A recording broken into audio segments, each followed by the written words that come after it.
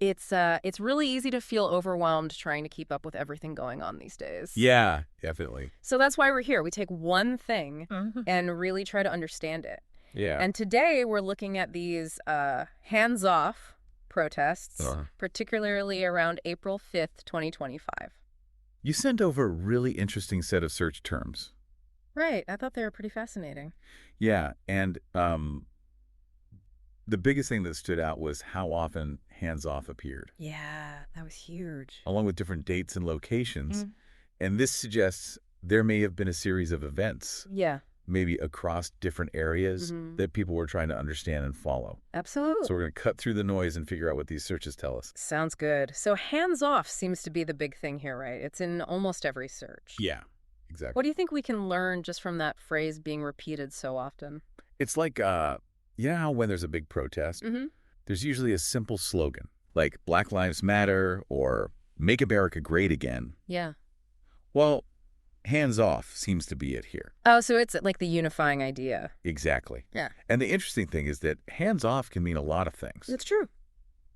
Like it could be about personal freedom. Yeah. Or the government staying out of things. It's kind of vague, but that's maybe why it worked.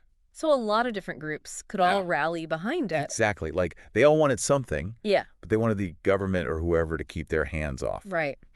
And then there's this one date, April 5th, that pops up constantly. Right. April 5th. Like protest April 5 and April 5th protest and even D.C. protest April 5. Yeah. Looks like something big was planned for that day.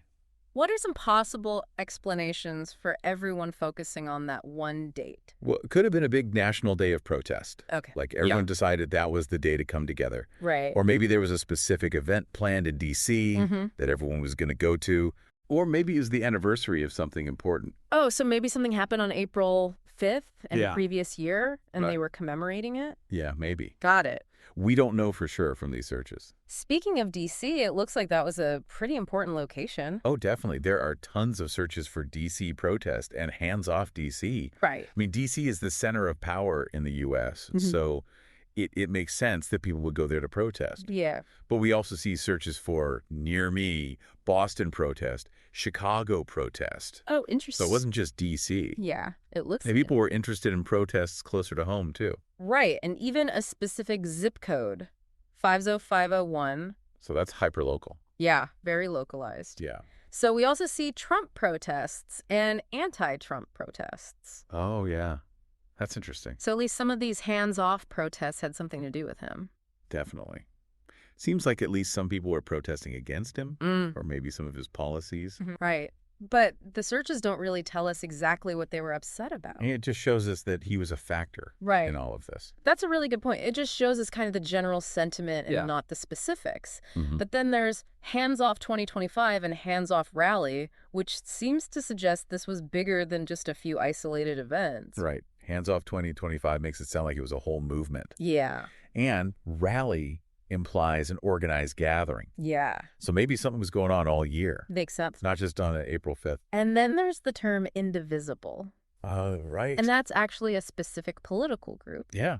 Indivisible. They're known for being very active. Yeah. Very grassroots. Yeah. And locally focused. What do you think their involvement tells us about these protests? Well, indivisible usually pops up when there's something specific they want to stop. Okay. Like a law or a policy they think is bad. Right. So maybe they were part of these hands-off protests because they saw it as a way to push back against something. Interesting. Yeah, it's fascinating. It is.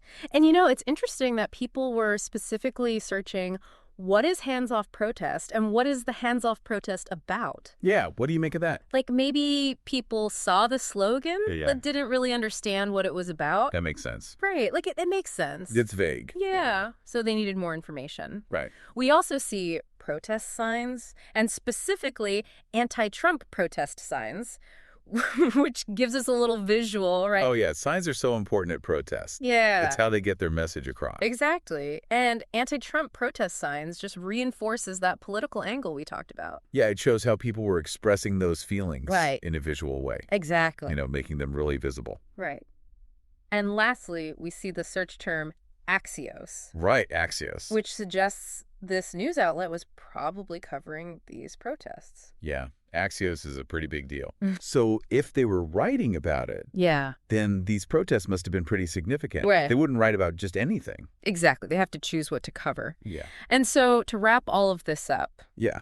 these searches paint a picture of these widespread hands-off protests, Yeah. especially around April 5th, 2025, with a lot happening in D.C. Right. And some of them were definitely connected to opposition to Trump, Definitely. and maybe even involved that indivisible group. Could be. But the specific issues behind all of this are still kind of a mystery. Exactly. But we have some of the pieces, Yeah. but not the whole puzzle. We've got the when and the where and some of the who, Right. but the why is still unclear. Exactly.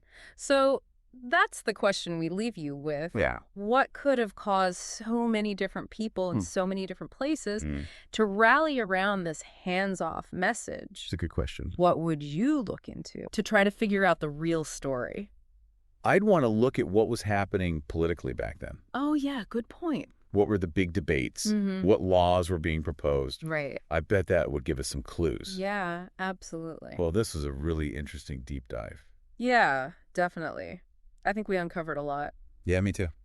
Thanks for joining us today. Thanks for having me. We'll see you next time for another deep dive. Sounds good. Bye. Today is your lucky day. Today is the day that our $3 website works for you, paying you directly to your PayPal daily. Imagine $3 ongoing continuous payments to your PayPal account. Imagine falling asleep and waking up to $300 in your PayPal account. How would this make you feel? How could this help you? What bills could you pay? What kind of fun could you have? What does that retirement look like now? All for a one-time payment of $3. This website is DFY done for you, fully built and completely hosted, and never stops collecting payments for you.